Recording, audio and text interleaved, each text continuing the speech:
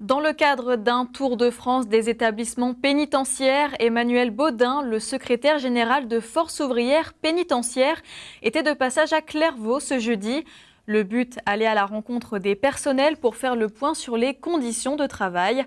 À Clairvaux, la situation est particulière depuis l'annonce de la fermeture de l'établissement d'ici 2022, mais le syndicat ne laisse pas tomber.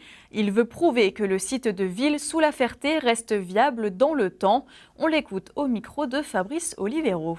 Quelque chose de particulier à Clairvaux, Force ouvrière s'est battue, se bat et se battra pour le maintien de cet établissement qui a toutes les conditions requises pour continuer à fonctionner, surtout dans un moment où on manque de places de prison. On a remis 20 millions d'euros de travaux dans cet établissement pour qu'il soit efficace. On y reçoit aujourd'hui des détenus très très difficiles. On a des agents qui sont formés pour gérer ce type de détenus. Donc il faut absolument qu'on ait un courage politique. Il faut que Mme Belloubet vienne à Clairvaux. Elle parle aussi de prison ouverte. Ici à Clairvaux, il y a la capacité de faire quelque chose d'intelligent. Les SAS, elle parle de SAS, de préparation à la sortie. On pourrait, avec la culture, penser à un projet des détenus qui, pour se réinsérer, feraient des potachés. On pourrait faire un restaurant ici, on pourrait faire plein de choses. On peut maintenir ce site. Et voilà ce que moi je suis venu dire aux collègues, sans rendre du rêve. Donc il faut convaincre le politique. Certains ont leur vie ici. Partir d'ici, c'est se déraciner aussi. Et puis c'est aussi un village qui meurt. Nous, ce qu'on veut penser, c'est à comment on va réussir pour mettre tout en œuvre pour maintenir cet établissement.